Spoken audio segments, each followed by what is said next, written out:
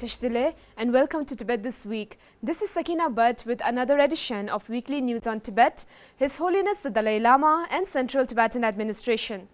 Let's look at the headlines first. Nobel Peace Laureates His Holiness the Dalai Lama and Kailash Satyarthi meet for intensive exchange on compassion. His Holiness the Dalai Lama, CTA President Dr. Lobsang Sangay and Speaker of Tibetan Parliament in Exile Pema Jungne congratulates Prime Minister Narendra Modi. CTA President discusses visa issues with Indian Consulate General Office in Vancouver. Confidence with humility, serve with determination and resilience. CTA President stirring commencement speech at Santa Fe Indian School. US Ambassador to China visits Tibet. The 17-point agreement, what China promised, what is really delivered and the future. Human Rights Watch calls on China to immediately release over 80 Tibetans unjustly imprisoned for long term. China orders primary and middle schools in Amdo Golok to stop teaching in Tibetan. His Holiness the Dalai Lama met fellow Nobel laureate Kailash Satyarthi at the former's residence in Dharamshala on Tuesday this week. The acclaimed child rights activist Kailash Satyarthi has called on His Holiness the Dalai Lama for a 3-day intense discussion on compassion. Meeting His Holiness the Dalai Lama is always joyful, humorous and worthy. We are amid 3 days of intense conversation on how compassion can help solving the problems our world is confronted with, the Indian Nobel laureate said in a tweet. His Holiness the Dalai Lama, CTA President Dr. Lobsang Sangay and Speaker of Tibetan Parliament in Exile Pema Jungne congratulated Prime Minister Narendra Modi and the National Democratic Alliance on their victory in the Lok Sabha general elections.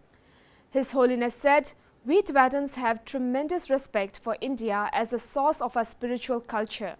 The traditions of Nalanda University brought to Tibet in the 8th century have had a powerful impact on our development." Extending his heartiest congratulations to Prime Minister Narendra Modi and the National Democratic Alliance, Dr. Sangay mentioned in the congratulatory letter, hoping that the bond shared between India and Tibet will continue to remain strong and India will continue to support the just cause of Tibet. In his congratulatory letter, the Speaker of Tibetan Parliament in Exile, Pema Jungne, wrote, "We are eternally grateful to the people and government of India for its pivotal support to the Tibetans in exile and for the cause of Tibet for more than 6 decades." The striking result of the 17th Lok Sabha election has set Prime Minister Modi on course to become the first Prime Minister after Pandit Jawaharlal Nehru and Indira Gandhi to win a second consecutive 5-year term with a full majority. Upon Dr. Sangay's arrival in Vancouver last week, CTA President met with dignitaries at the US capital, Washington, D.C.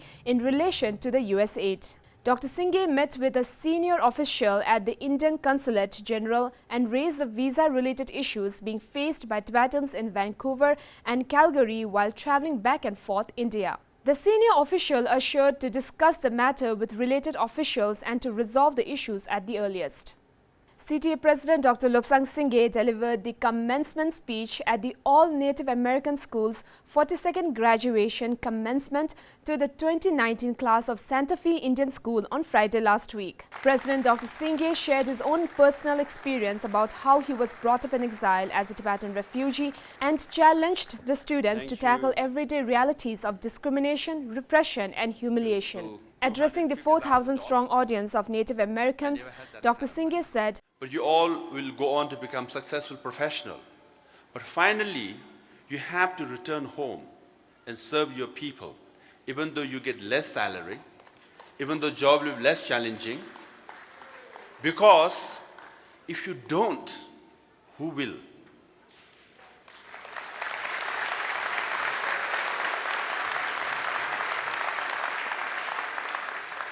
If you fight against discrimination, if you want to assert your identity, if you want to preserve your culture and language, you must do it. No one else will do it for you.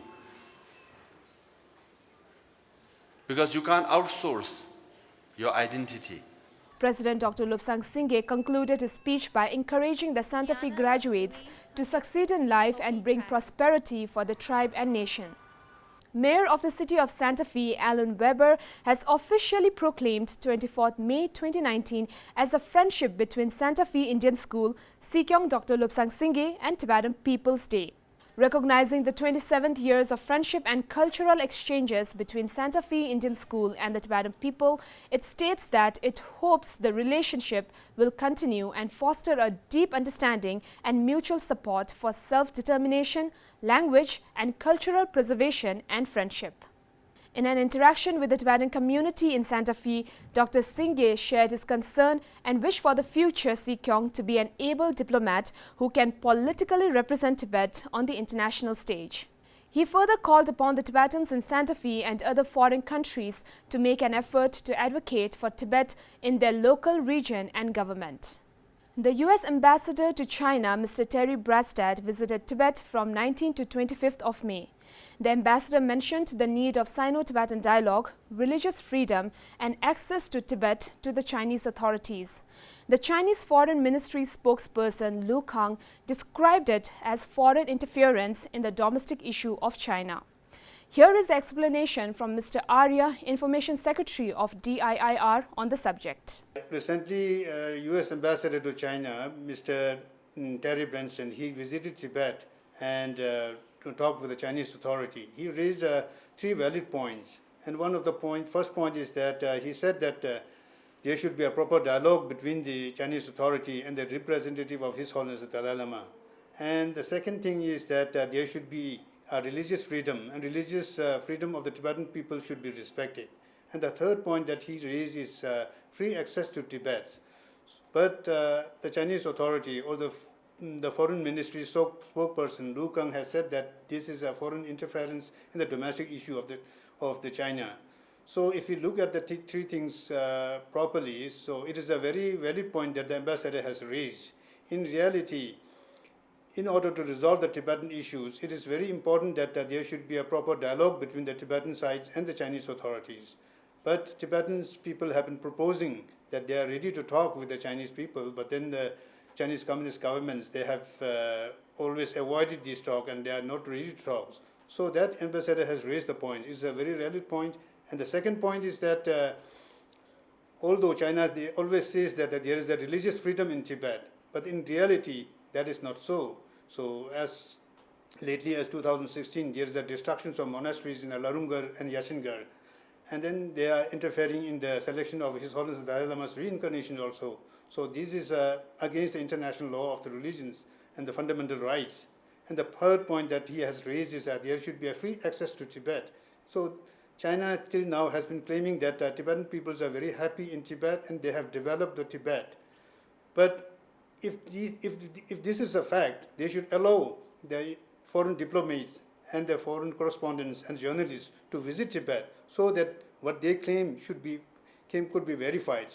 But the China has not done these things. So that's why the 3 points that the ambassador has raised is a very point, and I thank him for that. And China, instead of saying that it is interference to the domestic issues, they should take this seriously and try to resolve the Tibet issue through a proper dialogue with the Tibetan sides, as suggested by His Holiness the Dalai Lama. 23rd May 2019 marks the 60th anniversary of the controversial 17-point agreement between Tibet and China.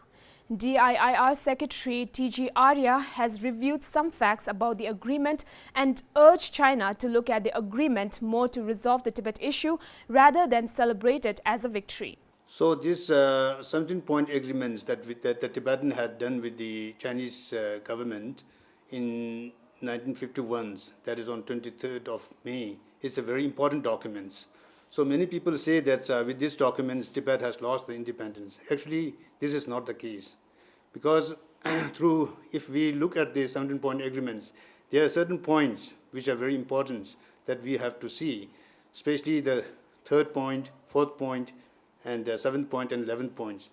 In these points, it is clearly mentioned that the 3rd point, it says that the full regional autonomy will be given to the Tibetan people. But the China has violated this one. They have not given the full genuine autonomy even now. And the second point, it says that once the China get into the Tibet, so there will be no change in the status of the power of His Holiness Dalai Lama, and the government setup will also remain the same. But that was not the case. And the third point, that the 7th point. In the 7th point, it is mentioned that there shall be a full religious freedoms and the monastery will be preserved. But what happened, in fact, is totally different things. They have destroyed a lot of monasteries. Monks and nuns, they were disrobed. And lately in 2016, so Larungar and Yachingar, many monasteries were destroyed, and nuns and they have to return back to their own homelands. So there was no religious freedoms. Now the 11th point, it says that once the China get into Tibet, all the reform that will happen in Tibet will not be imposed on Tibetans. Reform will be done in consultation with the Tibetan peoples. But in reality, this was not done. So that's why how we should see at the 17-point agreement. China sees the 17-point agreement as if they have got a license to enter Tibet and occupy Tibet, which is in fact against international norms, because the treaty itself was signed under duress. So that's why it has no legitimacy. Right now, the important thing is that now China has to look forward in order to resolve the Tibet issue. It is very important that China and Tibet should talk. And then, like in 2010, when they have said that what actually the genuine autonomy, the content of the genuine autonomy means. At that time, our delegation, they have submitted memorandum of genuine autonomy for all Tibetan peoples. So, but then what China has done is they have totally rejected this memorandum as an independence in disguise. Now, important point for the international community and for the Chinese scholar is to look at this memorandum, how much of it has the similarities in the 17-point agreement, the 4 points that I have mentioned, and especially the Chinese constitutions. So how much similarity there is in these points and how dissimilarity there is in these points. So by looking at these things, compromise could be come up. So this is what the Tibetan side we have proposed. But unfortunately, the China is not ready to talk with the Tibetan peoples. So through this 17-point agreements still is a valid document which clearly shows that Tibet was an independent country before the Chinese invasions. On that basis, we can still pursue the talk with the China. A leading international rights organization, Human Rights Watch, has urged the Chinese government to immediately release Tibetan monks and other peaceful critics arbitrarily imprisoned since the March 2008 protest across the Tibetan plateau. Families have been denied information about the whereabouts of their imprisoned family members or to contact them. Hundreds of Tibetans continue to be arbitrarily detained, unjustly jailed and mistreated in prisons for merely exercising their freedom of expression and demanding the Chinese authorities of their rights and freedom in Tibet. Human Rights Watch released a news report last week calling upon the Chinese authorities to immediately release Tibetans who have been sentenced unjustly and arbitrarily. The list includes over 80 Tibetans who have been sentenced to lengthy prison terms ranging from 6 years to 21 years, excluding 15 who have been given life sentences and 5 to death sentences. These Tibetans have been sentenced under vague and false charges such as separatism, leaking state secrets, and intentional homicide in case of those who have been sentenced in issues related to self-immolation protests. So the UN and Human Rights Desk strongly support this plea and call upon the Chinese authorities to immediately free Tibetans who have been detained and imprisoned unjustly. Chinese authorities in Golok in the traditional Amdo province have ordered all primary and middle schools in the Golok Tibetan Autonomous Prefecture to stop teaching in Tibetan language. They instructed that the only Tibetan language class be taught in Tibetan, whereas the medium of instruction as a whole in the school will be in the Chinese language. An image of the new directive released by the UK-based organization Free Tibet clearly instructs the school to treat the order with great importance and claims that the move aims to provide more academic opportunities for the students. This is in fact an excuse used by the Chinese authorities to justify the sinicization of education system in Tibet. That's all for this week's edition on Tibet This Week. See you next time and have a great weekend.